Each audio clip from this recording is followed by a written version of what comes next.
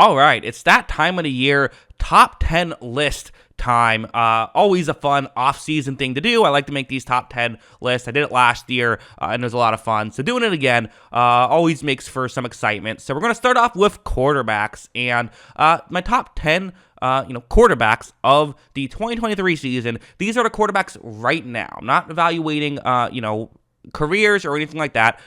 Or how good I think you'll be 5 years down the road, simply where you're at right now. So let's get into it. Number 10, Tua. Tua is a guy who, listen, I think he deserves top 10 recognition. I think you could argue he deserves more than this. He was an MVP candidate last year, but the injuries are scary. That's really all it is with Tua. I can't get over that. The way I kind of view this is, if I could have a quarterback for next season, who would I want? And the reason why I picked 9 guys over Tua is not because I think 9 guys are better than Tua when Tua is healthy. It's the can Tua remain healthy, and even forget about the very scary head injury stuff, which is more scary just from a personal level. He's had some, the hip injury was a bad one as well. So I'd be a little concerned about that. He was awesome last year though, and it wasn't just a situation. He was legitimately awesome last year. I give him a ton of credit for what he did last year, and showed up to be the guy that we all thought he could be when he was drafted.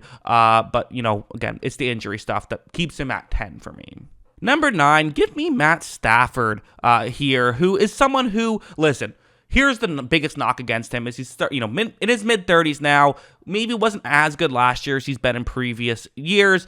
So that's the concern certainly with Stafford. But at the same time, he's not in his mid-40s, right? There's still time left for him to play well. And I think that he is still a good quarterback. And also, the way I view this is, can these guys win a Super Bowl? Because how many quarterbacks can really win a Super Bowl when you're getting paid is the question. And he is someone who's shown that he can win a Super Bowl doing it. He had an incredible playoff run, and because we know that he can get hot at the right time, that gives him extra points in my book. So he is here at 9. Number 8, give me Geno. This one might be a bit of a warm take with Geno Smith at number 8. But you know what? Another guy who was a MVP candidate last year, and well, everyone's kind of talking about it as a one-year wonder. I do have to mention, he did play a little bit for Seattle in the previous year. Not a ton, but he looked really good. He looked as good in that time frame as he did in year 2. Now, that was such a small sample size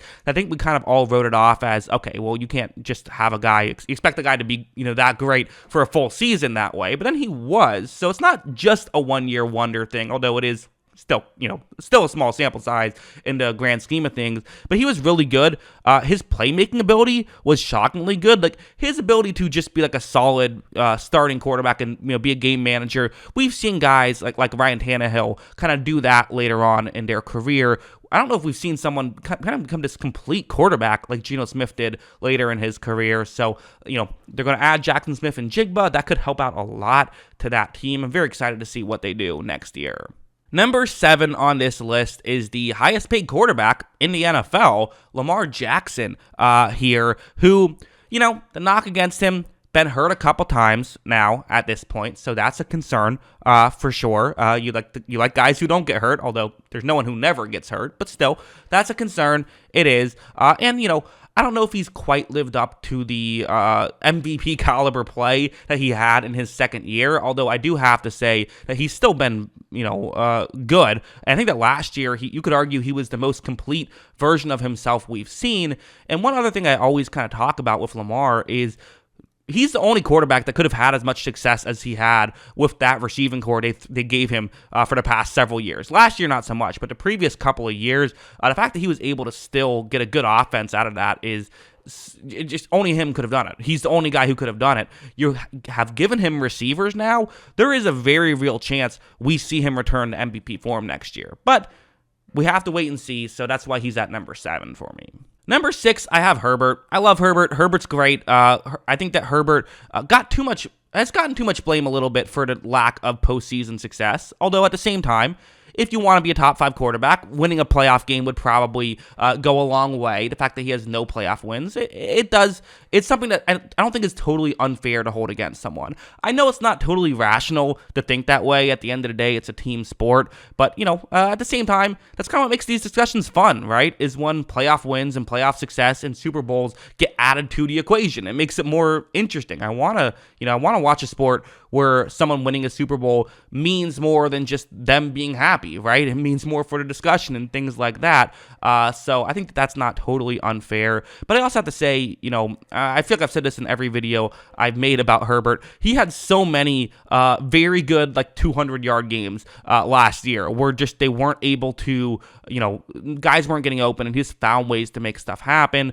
With the injuries they had, the fact that he was still able to get them to the playoffs was great, although obviously a very disappointing ending, blowing that 27-point lead in the playoffs. Number 5, I have Jalen Hurts as a top 5 quarterback right here. Listen, if Jalen Hurts does what he did last year for another year, it's not even a hot take that he's number 5. In fact, it'd probably be a hot take that he's only number 5 if he can replicate what he did last year again this following year. The biggest knock against Hurts is we've only seen him do this for 1 year, but he was legitimately, he was an MVP candidate.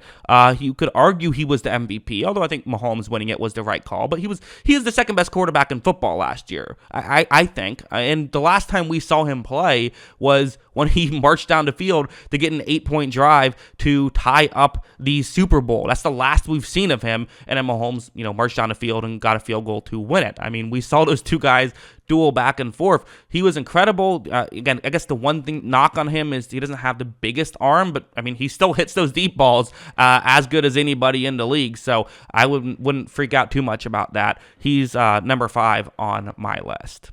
Number 4, I'm still going with Rodgers. I know. I thought Aaron Rodgers' career was dead. He's no longer a Packer, all that stuff. Didn't have a great year last year, statistically, with the box score stats and all that. But box score stats can be misleading. I think that he still had a very good year last year. I think that the situation around him is why a lot of that didn't work out so well.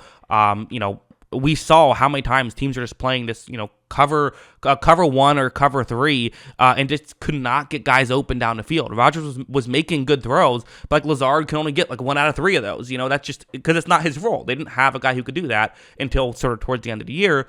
Christian Watson started being able to be that guy, and then, he looked a lot better. Now, listen, I think Rodgers also had a down year by his standards. He threw too many interceptions. I think it's fair to say, even all things considered, it wasn't his best year last year, but at the same time, guys won 2 MVPs in the past 3 years. I'm still going to put him as my 4th favorite quarterback, or as in 4th best quarterback, not favorite. Number 3, give me Josh Allen. Another one that some people are going to take issue with because, listen, it's fair to talk about the postseason success or lack thereof. It's fair to bring up only one conference championship, and in that conference championship, they got absolutely smoked. They got absolutely smoked against Cincinnati. Wasn't his fault that the Chiefs blew a lead with 13 seconds left. They would have gone to a conference championship there, where who knows if they beat Cincinnati or not. They would have been favored in that game. They would have. Granted, they've been favored in games they've lost in the playoffs before, but still, they would have been favored in that game, and had they won, they would have been favored against the Rams. So, that is worth mentioning. But still, I think that Josh Allen, I actually think he had his best year last year. I think that what he was able to do in the regular season, we have never seen him more consistent than we saw him last year. So I think there's plenty of reason to have him as a top 3 quarterback. I think it'd be insane to put him above the top 2 guys, in my opinion. But, if I can have one guy for next year that's not Burrow or Mahomes, I am putting Josh Allen as number 3. Number 2, Joe Burrow. I think number 2 and 1 are obvious. I think most people are going to have those 2 guys there. But Joe Burrow, I thought was, again, he's great. And I think that weirdly, it's odd because he was so good last year in the regular season, and in the playoffs, he wasn't quite as good, but the team was still good enough that they still made the Super Bowl. And I think because of that, people thought that he was overrated, and people maybe that weren't watching every single game of him kind of said, why is he getting so much hype? Yeah, he's good, but it's a team that's good. But it's because we've seen him be amazing during the regular season and was still really good in the playoffs. I think this past year, we saw him be amazing in the regular season and amazing in the playoffs. On top of it, I think that, again, last year, he should have gotten more MVP consideration. I mean, I think he was probably snap for snap the best player in the league last year, in my opinion. I think that, he was, all the advanced numbers certainly say that he was. And by last season, I mean, I guess 2 years ago in 2021. 2022, maybe not quite as much because really due to just how he played against the Steelers. Other than that, though, he was still just as good as he has been, and then really showed up come postseason time, made some spectacular plays. That Bills game was incredible, but unfortunately, he eventually ran into who I have at number 1. Yeah, it's Mahomes. And listen, I think a lot of people have kind of said he's been the best quarterback in the league for a while now.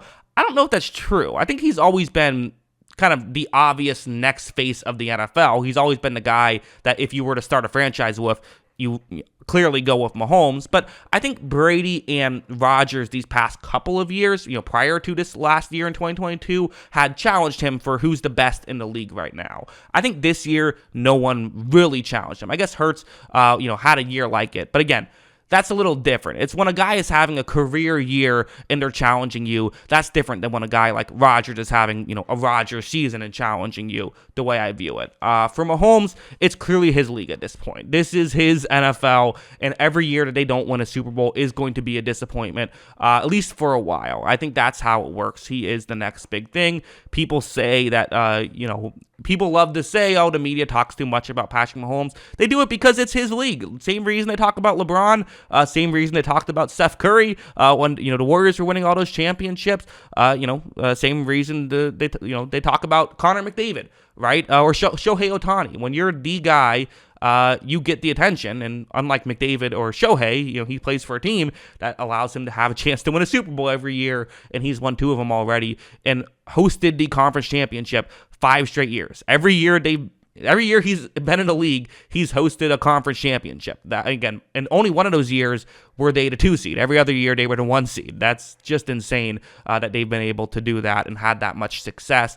And again, you look at it, 5 conference championships. And this is a team stat, but it's a quarterback stat too. 5 conference championships, 3 wins, 2 overtime losses, and then 3 Super Bowls, 2 wins there, and then Tampa Bay blew him out, which was fun for me as a Tampa Bay fan. So that is Patrick Mahomes. He's obviously number 1. Who's number 1 on your list, or what's your top 10? Put it in the comments below.